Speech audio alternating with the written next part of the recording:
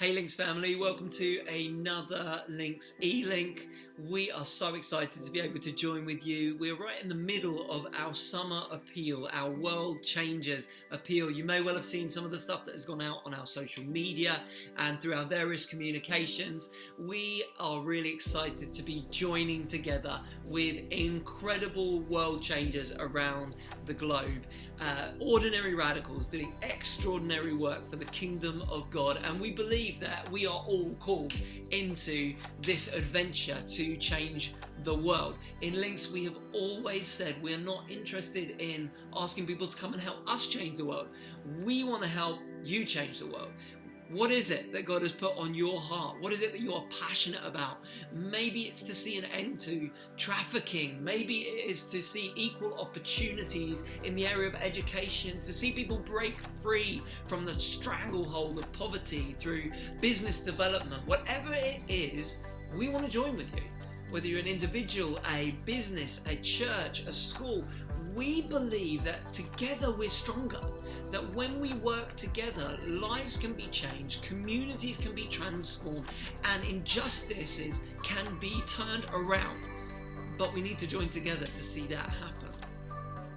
In 1983, the then creative genius behind the Apple Mac empire, Steve Jobs, said to John Sculley, who was the president of Pepsi Cola at the time, he said to him, "John, do you want to spend the rest of your life selling sugared water, or do you want a chance to change the world?" That was the challenge that he issued to him, and John Sculley, we know the story, decided to take that challenge and joined Apple, and as they say, the rest is history. And you see, Steve Jobs, he had a vision.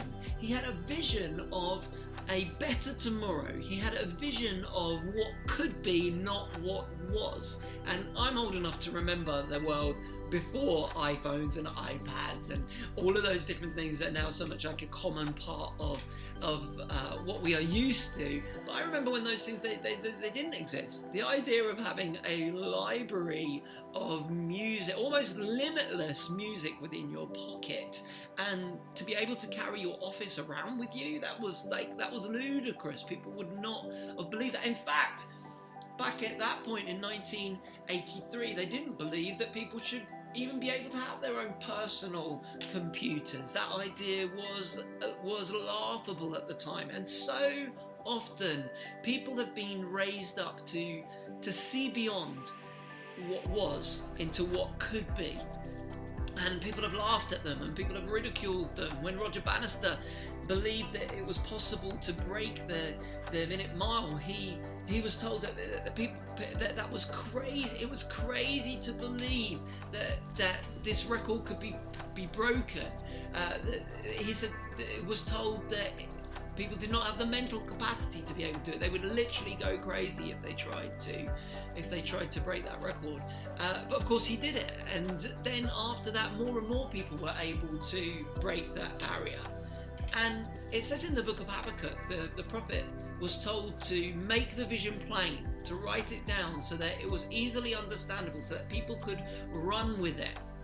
You and I, we're called to be visionaries. We're called to believe that there is a new world being formed in the shell of the old, that because of Jesus' death and resurrection, that now everything has changed.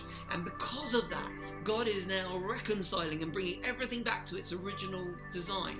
I love that Jesus, when he called his first disciples, read about this in Mark chapter 1 verse 17, when Jesus went and he found this handful of ordinary men. He went to them, people who had not made the grade, who had not achieved the pinnacle in their education. In fact, it's quite likely that they had not even made it past first grade. He went to these people and he said to them, "Follow me." And as a rabbi, I know we talked about this before, he was essentially saying, I believe that you can be just like me. So throw down your nets and follow me, and I will make you fishers of men. And they did that, and they went out, and those 12 ordinary people did extraordinary feats and literally changed the world. You and I are here today because of their faithful witness. We believe what we believe because they stood up and they followed through on their commitment to Jesus and to see that world change. He called them to say, kingdom come, will be done on earth as it is in heaven. Everywhere Jesus went, he went with a message that everything is going to be different now. I am bringing my world with me. I love that we see that played out in the book of Acts, and it says in Acts chapter 17 verse 6, it said of the apostles that they turned the world upside down. You and I are called to turn this topsy-turvy, broken world right side up again. You and I are called to bring that reconciliation of all things, and we want to do that together. We want to join with you to see that happen. So what is it? What has God put on your heart? I believe that you want to be a world changer. I believe that we are not called to leave the world the same way that we found it. We are called to make a difference. And so we want to join together with you to see that happen. Together, we can connect people. We can confront poverty. We can create potential. We can see people lifted up out of the dust. We can roll our sleeves up, get our hands dirty, and in the process, we can be healed as well. So we want to call you to join with us in this incredible adventure. Let's go out. Let's decide to be world changers. God bless you.